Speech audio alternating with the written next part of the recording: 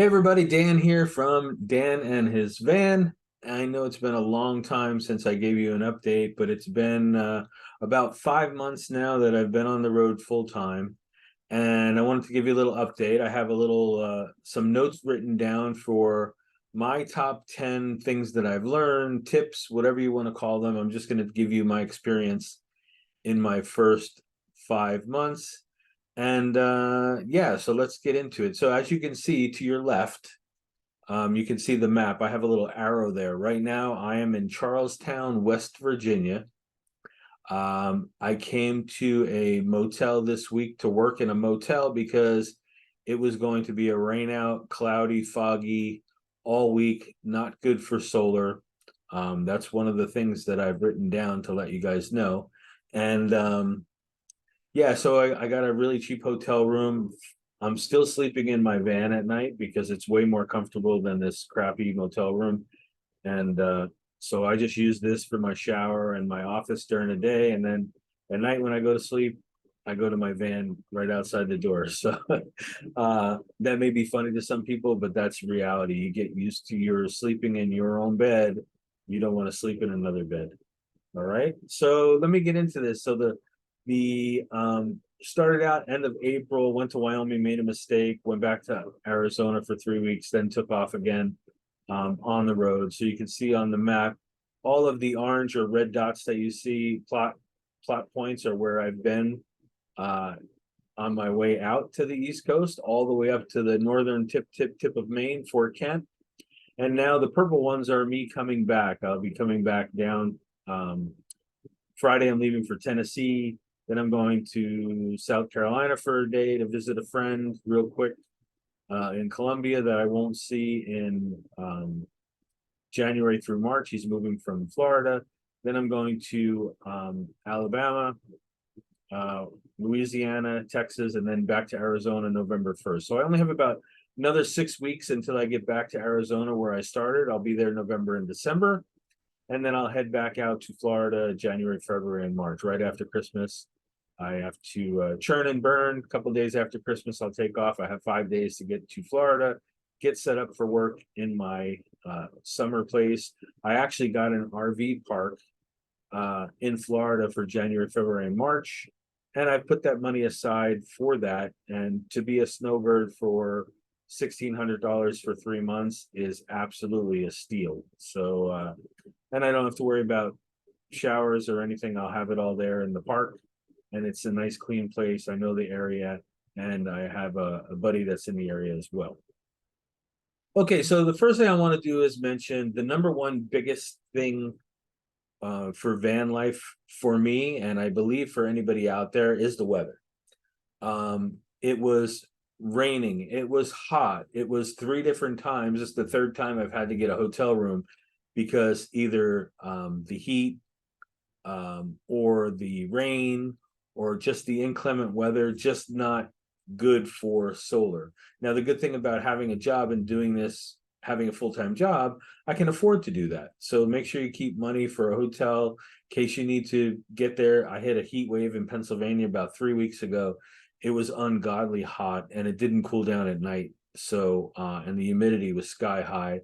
So I just got a hotel for a week, still cooked out of my van and everything, slept in my van. But I actually that time I didn't. It was a really nice hotel and a really nice bed. So I stayed in the bed, not my van. Um, but yeah, so that's the number one thing is weather, rain, and I had a leak in my van. I had to get fixed. I flex sealed it and finally got it fixed for the most part. Still leaks a little bit, but not a big deal. It's not leaking on my head over my bed. The second thing I want to mention is two things. Combination free land. Once you get east of Colorado, there is no free land to squat on. There's the one-off places where you can stay, the truck stops, the Cracker Barrels, the Home Depot, the Walmart, but I don't want to spend 1 to 3 weeks in a Walmart parking lot, even if I have permission. I want to be off, away from people, in an area that I can do. So what I did find is I found some hidden things that are really great and very cheap. So put it out of your mind. You're not going to be able to stay anywhere for free unless you don't need connectivity. Then you can stay in, like New York State has free forests you can stay in, but any other place you go to, it's not free if you need connectivity. If you have to be in a place where you need connectivity for work, a lot of the state forests, in a lot of places, do let you stay for free until you get on the East Coast, but they're in remote locations and I can't work from there. So I was able to find fairgrounds, county fairgrounds, and racetracks like dirt track racing on weekends and stuff like that. Places like that, they'll let you stay for $10 a night dry camping. I always stay within 30 minutes of Planet Fitness. That's one of my things here I'm going to mention. But county fairgrounds, do the research on Google. County fairgrounds, racetracks, and start calling, email, where you want to be next. I've been staying 1 to 3 weeks in places. I stayed in Maine for almost for a month, almost a month, and it rained the entire time I was there. I swear, there were only 1 week out of 4 that the sun came out, so I was able to conserve my solar well enough, and I'm good at managing that, which is another point that I'll get to. So check out fairgrounds and racetracks out of the event time, like out of season, and you'll get good deals to stay there. The other thing is make sure you have a good solar system. Get it professionally done. If you're good at that stuff, do it yourself, that's fine. But make sure it's professionally done and don't cheap out. Get the top of the line stuff. I spent about $5,000, everything top of the line. My battery, I have a 300 amp hour battery, 2000 watt inverter. I have almost 500 watts of solar. I'm totally overpowered for what I need, and it's saved my butt I don't know how many times. I've never gone below 60% on my battery, running my office and my hotspot and my fridge and everything out of my office, out of my van, because I got top of the line stuff and I overpowered what I actually needed. Do yourself a favor. That will save you, especially on nights where you can't go to a hotel every night that it's warm, so you have to run your fan all night. Do you have enough power to do that? Do you have a big enough battery to do that? I do. I can run a small fan. I can run my box fan all night if I need to, and I don't have to worry about losing power for a couple days. I have enough power to do that. So get that a good solar system. Planet Fitness, I can't rave enough about Planet Fitness. I go there at least twice a week, take showers, use the massage chairs, the black card. It's $26 a month. I always stay within a half an hour drive of a Planet Fitness and a Walmart, and they're usually in the same town together. There's more Walmarts than Planet Fitnesses, but they are in the same town together, usually very close by, and the same with laundromats and things like that, all close by. And I've been staying mostly in towns of 2,000 or less, 2,000 people or less. A couple towns I spent time in were under 500 people, and I still was able to find within a half an hour drive a Walmart, a Planet Fitness, place to do laundry without a problem. I want to mention my Verizon hotspot. As you guys know, I have a full-time day job.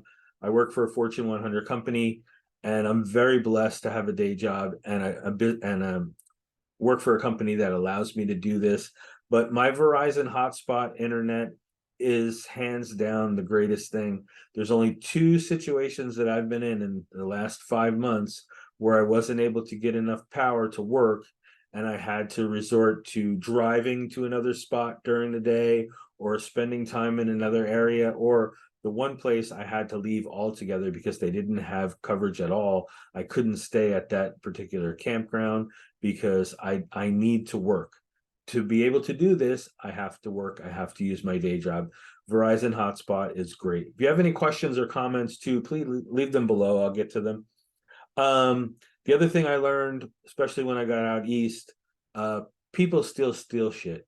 They still steal your shit. So just be street smart. I got kind of lax on that, being out west and the etiquette and camping etiquette. People pretty much leave you alone. I was in a state park in Pennsylvania. I was maybe 100 yards away working for the day or whatever. Someone stole my my leveling blocks, and they actually stole the wood that I had next to my fire next for my fire pit. They actually stole the wood that I went around and collected for an hour. So just be smart about it. Just know that, lock your shit up, and just know that people will still steal your stuff.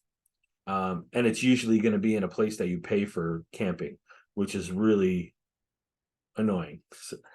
Also, really bad from June through August. I think it rained like the whole time from Ohio all the way up to Maine when I was up there. It rained an inordinate amount of rain, humidity. It's really bad in the, I think it's El Nino year, but it has been wet in the Northeast. Like I said, from Midwest, from June through August, when I went from Ohio all the way up through Pennsylvania, New York, New Hampshire, Vermont, Maine, it rained a lot. So needless to say, flies were a big problem. Not so much mosquito, but the mosquito netting that you have for your van. I have netting for my front windows, I have netting for my side barn doors, and I have netting for the back. That is hands down great. And also get a net for your head, because if you're spending time outside, it's so much easier just to put the net over your hat and not worry about everything flying into your eyes and your ears and your mouth. And you can get out there and get your exercise. Also, I want to mention Walmart prescriptions is great for prescriptions. I was able to get prescriptions wherever I was. They would transfer my prescription from the last Walmart that I had them filled, transfer it to their store, and fill it for me, usually that day. Only one instance I had to come back the next day because they didn't have the meds, and I had to come back and get them. But Walmart is really great for prescriptions. I want to mention, make sure you have a little bit of cash on you, not a whole hell of a lot. You don't have to carry a lot. I have a safe inside my van, so I don't have to worry about that. But don't carry some cash, because I had my debit card was compromised.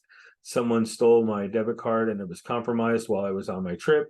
And I had to wait 3 weeks to get a new one because I wouldn't be near anyone that I knew, any friends or family, to get my card. So I had it sent to my sister's house. 3 weeks later, I was able to meet her.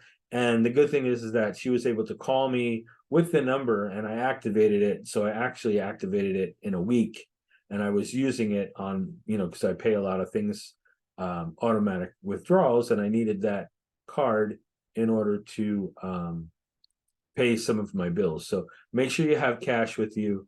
I did, so I was able to survive. And also, your bank you should be able to go to a bank, whatever bank you use, go to the nearest branch. Now, I was, excuse me, I was 200 miles from the nearest branch, so I couldn't do that. So fortunately, I had cash on me. Just that will be a problem. The last thing I want to mention, and I'll let you go, is there's two things I did when I got to these small towns. Number one, I went to the local library, because if it was too hot during the day and it's nice at night, still working in a van, it gets warm during the day. So I was able to go to the library, work from the library in a nice, cool environment when it was too hot during the day. It cooled off at night to be able to sleep comfortably without a problem. It was really humid and wet inside the van, but it cooled off enough that you could sleep, and I could have my fan blowing on me and without an issue. Just that couple times it was so hot I had to get a hotel room. But make sure you check out the local library wherever you are, so you'll be able to go there if you need to work. They usually have free Wi-Fi. I still used my hotspot inside the library. There was one instance where the library killed all cell signals, so you had to use the Wi-Fi for the library. You couldn't get your cell phone didn't even work. It was the weirdest thing. But as soon as I walked in the library, everything would die. All your electronics would die. So you had to use their Wi-Fi, but it was free, not an issue. So I get to town, I go to the library. I also go to the police department. I know that sounds funny, but 5 times in different towns because I was in really small towns, and my van looks it looks like the creeper van. So cops would show up. In Ohio, I went to this park, 4 minutes they were there knocking on my van. Hey, what are you doing here? So stay out of trouble because I gave them my license. They run you for warrants, make sure you're not a seedy character or anything like that. They run you for warrants, and then 9 times out of 10, they want to look at your van. They want to check it out. So I was proactive. Any town I went to, I went to the library, met the librarian or whatever, and introduced myself. I'm going to be in town. Do you have Wi-Fi? People are so friendly and so helpful. Great. I even stayed in libraries where there was only 3 shelves of books, like 3 rows of books. That's how small the town was. But I went and I introduced myself to the one police officer that was there and said, hey, I'm in town. Here's my license. Here's, check me out. I just want to let you know I'm in town. So if you get any reports of a creepy van, you know whose it is. It's me, and I'm supposed to be here. Okay. So that's just my top 10 that I had for you of things I've learned in 5 months. Like I said, I'll be back in 6 weeks. I'll be back to Arizona.